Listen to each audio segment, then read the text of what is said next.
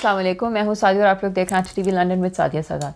नाज़रीन, आज हमारे साथ बहुत ही जानी मानी शख्सियत जनरल अमजद शुएब साहब मौजूद हैं, जो कि डिफेंस के ऊपर बहुत ही अच्छा तबसरा करते हैं और पॉलिटिक्स के ऊपर भी बहुत अच्छा वो है। तो आज हम उनसे कुछ सवाल करेंगे और उनसे थोड़ी सी उनकी राय जानेंगे। तो अस्सलाम वालेकुम सर। जी वालेकुम सलाम। सर, सबसे पहले तो अगर मैं आपसे ये बात पूछूं कि आप लोगों का ये मानना है कि PMLN जो है वो कहती है कि हम फ़ौज के ख़िलाफ़ बात करती है, लेकिन दूसरी तरफ अगर हम देखते हैं तो आजकल एक बहुत हॉट किस्सा चल रहा है कावे मुसावी का, और वो ये साफ अपने अल्फाज में कहते हैं कि मुझे जनरल मुशर्रफ ने ये कॉन्ट्रैक्ट दिया था और इट वाज कि हम लोग विच हंट कर सकें, पॉलिटिकल विक्टिमाइज़ कर सकें PMLN को, उस टाइम की जो गवर्नमेंट थी। तो आपको नहीं लगता कि कहीं ना कहीं इसके पीछे कोई और भी किरदार हैं, इसमें मुलव्वस हैं फ़ौज को बदनाम करने में? बिस्मिल्लाहिर्रहमानिर्रहीम। देखिए, पहले तो PMLN की बात करने, PMLN सारी नहीं, उसमें बड़े अच्छे लोग भी हैं और कुछ वो लोग हैं जो कि करप्ट हैं, लेकिन वो सपोर्ट करते हैं मियां नवाज शरीफ को, और ये सारा मसला मियां नवाज शरीफ का है। मियां नवाज शरीफ को अब आप देख लीजिए, पहले गुलाम इसाक़ खान के साथ उसका मसला हुआ, उसने निकाला, फिर चीफ जस्टिस के साथ भी इसका झगड़ा हुआ, फिर मुशर्रफ के साथ हुआ, अब अदालतों ने निकाला। दुख उस आदमी को, मैं समझता, मुझे अफसोस उस आदमी के बारे में ये है कि उसने कभी अपने गिरबान में झांक के नहीं देखा कि आखिर मेरे साथ ये क्यों होता है, मैं ही क्यों हर जगह निकाला जाता हूँ।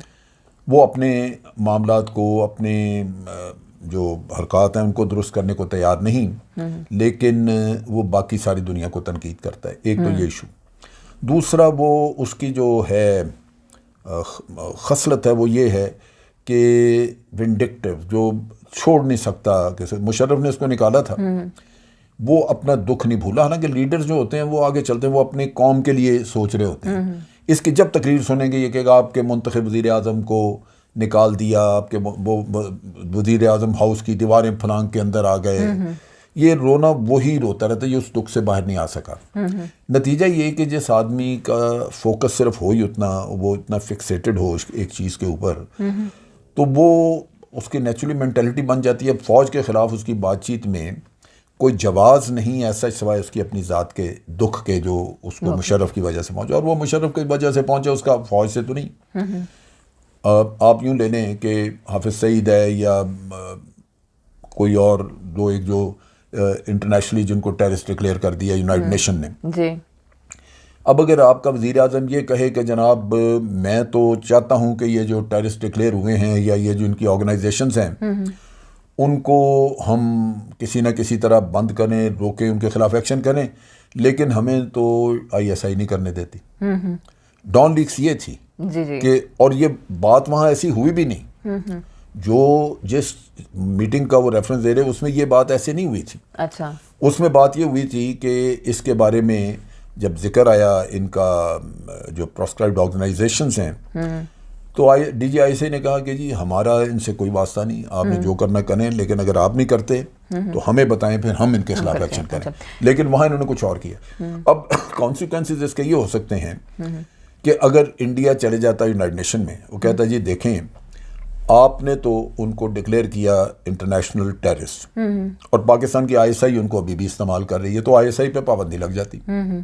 वो कहते हैं जी ISI तो एक रोग ऑर्गेनाइजेशन, ये तो इंटरनेशनल लॉ के मुताबिक चल ही नहीं रही। नहीं तो सर, अगर कावे मुसव्वी की हम लोग बात करें तो वो भी तो वो कहते हैं, वो भी कह रहे हैं कि हमने जर्नल्स की भी पकड़ी है करप्शन, और हम लोग बात करते हैं वो कि जी उसकी तो मैं किसी की कसम नहीं खा सकता। मिसाल के तौर पर किसी ने अगर की भी है, तो अब जब तहकीकात होंगी या तहकीकात करने जा रहे हैं, तो अगर कुछ निकल आए तो जनरल हो या कोई भी हो, जनाब उसको सजा होनी चाहिए। ये तो कोई, देखो ना, करप्शन तो अगर एक गलत चीज़ है तो वो कोई मेरे लिए तो हलाल नहीं है जी, बिल्कुल, कि अभी वो अगर फलां के लिए हराम है तो मेरे लिए हलाल, वो कैसे हो गया जी? ये तो एक ऐसा जहर है जो कि हमारी नसों में बिल्कुल घुसा हुआ है, और हमें सबको सपोर्ट करना चाहिए कि इनको जहाँ जहाँ कोई मिलता है, फोर्सेस में हो, जजेस में हो, या पॉलिटिशियंस में हो, कहीं भी हो, या ब्यूरोक्रेट्स में हो, इन लोगों को जब तक कड़ी सजाएं नहीं होंगी, जब तक क्रॉस द बोर्ड सबको नहीं, तो ये खत्म नहीं होगी ये चीज़। पर सर, आपको लगता है कि जर्नल्स के खिलाफ कुछ की जा सकती है? अभी अगर हम बात करते हैं, जैसे आसिम सलीम बाजवा की बात करते हैं, उनके बारे में पता चला, फिर वो जो NDMA वाले जर्नल थे उनका पता चला, वो बाहर चले गए, तो क्या आपको नहीं लगता कि इनके NDMA खिलाफ वाला तो इधर ही है, वो बाहर नहीं गया, वो रिटायर हुआ है। जी जी। लेकिन ये सारी हैं अफवाहें। अच्छा, ये सारे एक मतलब इनके खिलाफ आपको लगता है कि कुछ हो सकता है अगर कोई करना चाहे तो? नहीं, अगर कोई चीज़ वाज़ेह हो या कोई ऐसा सबूत हो तो फिर तो ना मैं आर्मी लाइक वैसे जनरली बता रही है कि अगर करप्शन का भी हम लोग इंडेक्स देखते हैं तो पाकिस्तान का अब इंडेक्स ज़्यादा ख़राब हो गया। खराब corruption है, का। वो ठीक है, वो है, करप्शन बहुत है जी उसकी बहुत बड़ी वजह है। देखें, जब करप्शन पे सजा है ही नहीं, अब देखो ना मेगा करप्शन के केसेस चल रहे हैं, जी 10-10 साल से केस पड़ा हुआ है, कोई ट्रायल ही नहीं है, सजा ही नहीं है। हाँ जी। अब नैब रोज एक केस खोल देता है लेकिन केस तो आगे चलते ही नहीं। देखो ना 2.5 साल में कोई एक भी शख्स किसी को सजा हुई है? हम सुनते यही है ना कि जी वो आप सिर्फ सियासतदानों को वो भाई सियासतदान है, पावर में बैठा हुआ, वो केस चल ही नहीं देता। सियासतदान का इक़्तिदार है प्रोविंसेस में। अब सिंध में तमाम करप्शन जो पीपल्स पार्टी की है वो सिंध में, सिंध में आप जाके वहां से एविडेंस निकाल ही नहीं सकते। ठीक है। मुझे केसेस का पता है जहाँ पे मसलन शर्जील मेमन के केस में IG पुलिस ही अपनी मर्जी का लगा देते हैं, वो गवाहों को बुला के उनकी टांगे तोड़ देते हैं। वो कहते हैं खबरदार तुमने जाके वहाँ कुछ कहा। उज़ैर बलोच के ऊपर 100 आदमियों के कत्ल का केस है, हर रोज एक केस में वो बरी हो रहा है क्योंकि गवाही कोई नहीं। आपका जो एविडेंस है, सिस्टम है, क्रिमिनल एविडेंस सिस्टम जो है आपका, वो इस तरह का है कि आके किसी ने बताना है कि जी मैंने इसको ये किया, उसके जितने कॉम्प्लेसेस हैं, जिन्होंने इसको देखा, जिन्होंने जो साथ थे, वो सब GIT में माने। हर किसी की स्टेटमेंट्स मौजूद है। जब अदालत में अब लेके जाते हो कहते हैं वो तो मुझसे ज़बरदस्ती करवाया था जी। ठीक है। सो बढ़ते जा रहे हैं। सो सज़ा नहीं, जब तक सज़ा नहीं होगी, इवन टेररिज्म में मिलिट्री कोर्ट से सजाएं हुई सिविल कोर्ट ने छोड़ने शुरू कर दी जी। जब वो अपील करते थे छोड़ बिल्कुल। अब नतीजा ये कि अब मिलिट्री कोर्ट भी नहीं है जी। तो सजा ही नहीं है, तो टेररिज्म क्यों ना हो। सर अगर हम बात करते हैं, अगर जनरल असलम बेग जो आर्मी से ताल्लुक़ रखते हैं और काफ़ी बड़ा नाम है, जनरल ज़िया के बाद वही थे chief of the army staff, sir वो खुद अपने बयान में कहते हैं कि जो इमरान खान है वो एक अमेरिकन एजेंडे पे काम कर रहा है, तो इसके बारे में कुछ किया क्यों नहीं? बात यह है कि उसकी अपनी सोच हो सकती है। ये मतलब उनसे किसी ने पूछा कि आपके पास क्या सबूत है और अमेरिकन एजेंडा है क्या यहाँ पे, कुछ भी नहीं। और ये जो बात है, ये मेरी जब उनसे असलम बेग से बात हुई, वो कहने का आउट ऑफ द कॉन्टेक्स्ट, कहने का मुझे आए थे मेरी बीवी का, मिसेस का अफसोस करने घर पे, उनमें बातें डिस्कशन वशन मुख्तलिफ चीज़ों पे होती रही और उनमें से बात चीज़ें वो पिक करके तो उन्होंने नहीं सर, बाकायदा इंटरव्यू में उन्होंने ये बात कही है। किसके इंटरव्यू, कौन कर रहा था? जियो न्यूज़ को उन्होंने दिया और उसमें उन्होंने जिक्र किया है कि ये एक अमेरिकी एजेंडे पे काम कर रहे हैं। नहीं पता है, बहरहाल अगर वो किया तो उनसे वो पूछना चाहिए कि जनाब अमेरिकी एजेंडे का बताएं। तो मैं अगर किसी सर अगर हम देखते हैं, मैं नवाज शरीफ को कह दूं कि इंडिया के एजेंडे पे काम कर जी, हालांकि उसके शवाहिद इस तरह हैं कि उसकी स्टेटमेंट्स बहुत हैं जो इंडिया की फेवर की हैं, जी जी, लेकिन ये मैं नहीं किसी भी तरह साबित कर सकता कि वाकई वो इंडिया के साथ मिला हुआ था। असल चीज़ ये होती है ना, एक आदमी बेवकूफ़ है, वो बेवकूफ़ी में ऐसी स्टेटमेंट देता है, जो नवाज शरीफ है कोई ऐसी स्टेटमेंट दे देता है जो कि दुश्मनों को फ़ायदा पहुंचाती है, लेकिन उसका हरगिज़ मतलब ये नहीं है कि ये वाकई उनका एजेंट है। ठीक है ना। सो ये चीज़ें जो है ये लूज टर्म्स या लूज किस्म की बातें करके तो हम निकल जाते हैं, लेकिन अगर कोई कल को आपको चेज़ करे, पूछे कि जनाब इसके शवाहिद क्या है या कैसे आप इस नतीजे पे कैसे पहुंचे, तो वो मुश्किल होगा। ठीक है सर, अगर हम देखते हैं रिसेंटली एक हॉट मनी आया है, मुल्क में आया डेफिनेटली, क्योंकि कोई पूछताछ नहीं की गई और ये एक बड़ा रीज़न बना है कि हमारी FATF के अंदर उन्होंने अब इसको लीगलाइज करवाया है और ये काफ़ी बड़ा एक पॉइंट उन्होंने रेज़ किया है कि इसकी वजह से अभी तक हम लोग ग्रे लिस्ट में, अभी हम लोग वाइट लिस्ट में नहीं जा सके। तो आपको नहीं लगता कि ये एक बहुत बड़ी फेलियर है इस गवर्नमेंट की?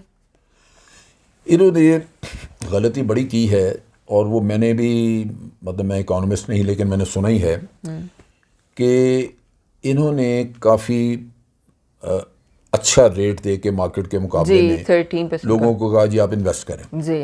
अब वो हॉट मनी है, नेचुरली लोगों ने वहाँ से लेके इधर ले दिए, इधर पैसा इन्वेस्ट कर दिया, आपसे 13% लेते जा रहे हैं, जो भी परसेंटेज रखी, लेकिन आप जिस दिन उसकी मार्कअप रेट अपना कम करते हैं वो पैसा निकाल लेते हैं। बिल्कुल।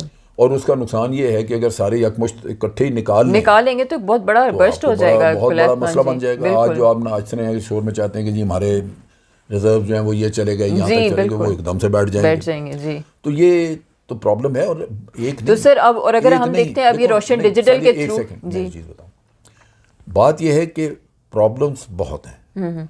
आप यूँ ले लें कि इमरान खान एक आदमी जो मुख्तलिफ सोच रखता था, लेकिन जो टीम उसने बनाई वो सारी या तो वही पुराने जो दूसरी पार्टियों में लोग थे वो आके मिल गए, या गलत चॉइस कि मसलन लाहौर में पंजाब में चीफ मिनिस्टर रखा हुआ है, लोग उस पर बड़ा उसकी परफॉर्मेंस पे बहुत ज़्यादा होते हैं, तनकीद होती है, या आप right person for the right job और फॉर द जॉब वो आप नहीं ले रहे।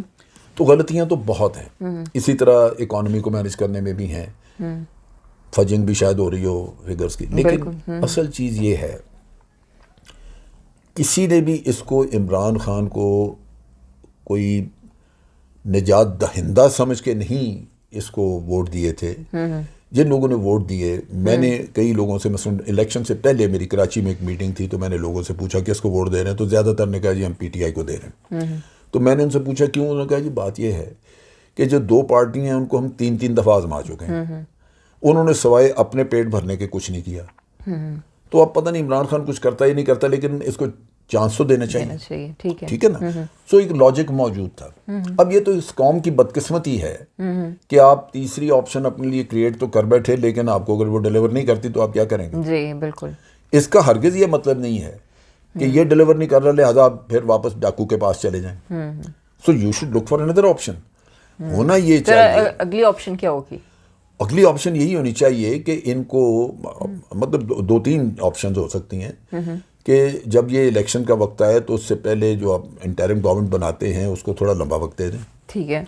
और वो कम से कम कुछ सफाई कर दें कि जो करप्ट लोग हैं उनको सजाएं वजाएं हो जाएं, उनसे इक़्तिदार निकल जाए तो फिर उनको सजाएं भी शायद दी जा सकें। कुछ लीडरशिप ऊपर से, कुछ फैमिलीज़ का होल्ड हटेगा तो नीचे से कुछ लोग निकलेंगे। ये भी हो सकता है कि अगर एग्री करें तो आप टेक्नोक्रेट्स की गवर्नमेंट बना के 1 आध साल उस पर गुजार लें और फिर कोशिश करें कि नई लीडरशिप सामने आए। कुछ आप अपने इलेक्टोरल सिस्टम में तब्दीली कर लें, कोई आप पैरामीटर्स नए रखें एजुकेटेड लोगों के लिए, आप कोई मुकर्रर कर दें कि जनाब तालीम की ये कम से कम लेवल होगी जो लोग इसमें आएंगे। अब तो सारे अनपढ़ हैं। मैं खुद देख रहा था कि एक अंदर से लाहौर पंजाब असम्बली से एक एमपीए निकल रहा है बाहर, तो उसको मीडिया वाला पूछता है कि जी आप एमपीए हैं? उसने कहा जी हाँ मैं एमपीए हूँ। उसने कहा एमपीए किस चीज़ की है, एमपीए से क्या बनता है? He didn't know.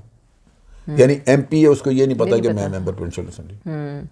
तो जब ऐसे ऐसे जाहिल वहाँ पहुँच जाएंगे तो कोई अगर आप पैरामीटर ले कर दें शायद को बेहतर लोग वहाँ पे जाना शुरू हो।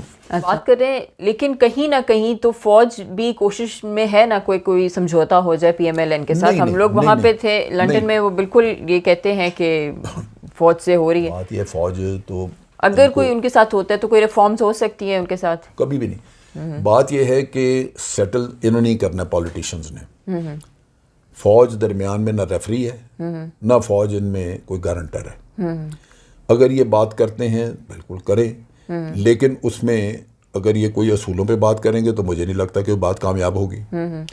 अगर ये बातचीत करते हैं कंप्रोमाइज़ के ऊपर तो वो हो जाएंगे, लेकिन ये सारा कुछ अवाम ने देखना है। अगर पाकिस्तान के लोग, पाकिस्तान के अवाम इन चीज़ों को कंडेम नहीं करते और वो चोर को ही सपोर्ट करते हैं, करप्ट को ही सपोर्ट करते हैं, तो व्हाट कैन यू डू?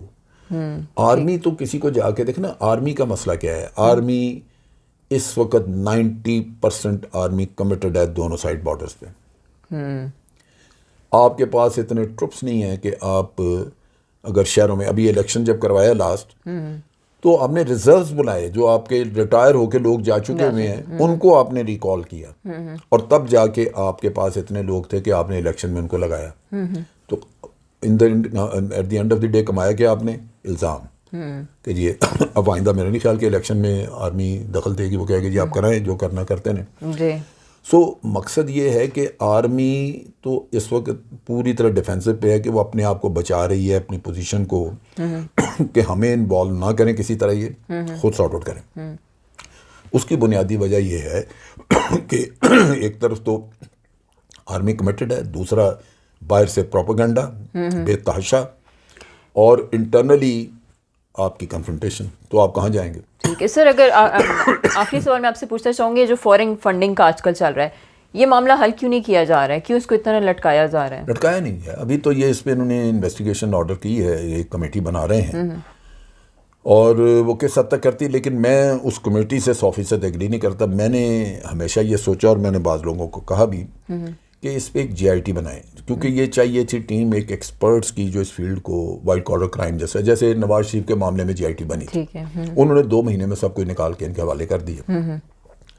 कमेटियाँ अगर आप बिठा दें तो वो मुझे बिठा लिया उसको, तो हमारी वो एक्सपर्टीज़ नहीं, सो नेचुरली हम इन चीज़ों को नहीं खंगाल सकेंगे।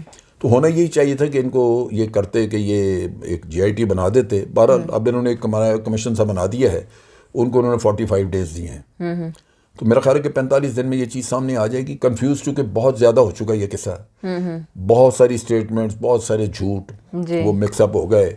हम बहुत ज़्यादा कंसंट्रेट करते रहे मसावी की स्टेटमेंट्स के ऊपर, जबकि अब काउंटर निकला है।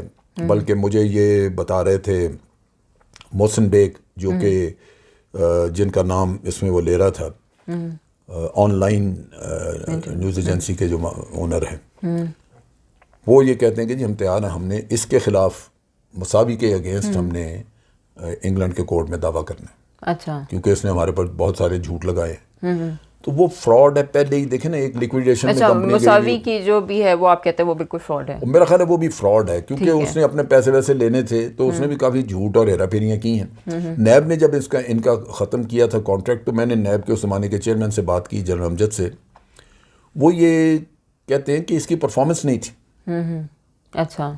वो ऑल्दो ख़त्म बाद में अगले आके उसने किया नैब के चेयरमैन ने, लेकिन जब जनरल अमजद थे तो वो कहते थे कि हम इसको बार बार कहते थे, ये हमें कोई टूटी फूटी इन्फॉर्मेशन ला के देता था जो जिसकी वर्थ कोई नहीं होती थी। ठीक। आप उसको जब अदलत में नहीं ले जा सकते, किसी का ट्रायल नहीं उसके जरिए हो सकता, तो फिर क्या करेंगे आप? ठीक है, ये ठीक है। Thank you so much sir, thank you.